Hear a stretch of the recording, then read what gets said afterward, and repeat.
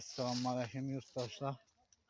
Xuda xalasa alma bağına geldik, abatlayan şekil beri bitmez. Yine Bahadır ekem yine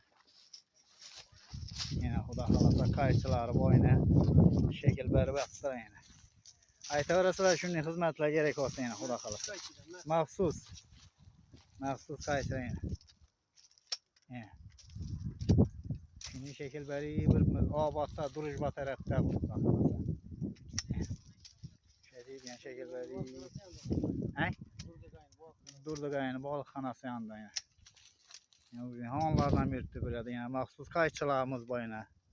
Yani uzayıp, kiçəlib, hər xil iş qılıb, iki xil nəsə var ekan buna. Usul var. Aytı verəsilər şunun xidmətlər gerek olsa. Nömrənizi aytı verəsimi ya? Nömrə indi yaşlılarımızın nömrə yaddan bilinməm, özümkini aytayım. Özünüzkini aytı verərin ihtiyacı, esli çox. 94'ten 317 85 62 ekan, 94'lük.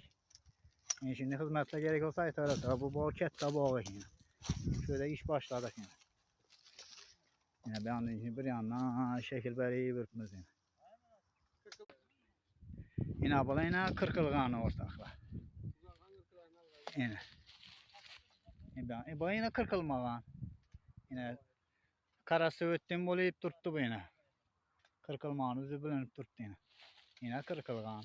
Yine bam kırkılğan. Yine kırkı bürttü yine. Yine bu adam kırkılmağın yine. Ayta verəsilər şunu hizmetler gerek olsa Xuda xalasa. Nömrəmizdən qaldı.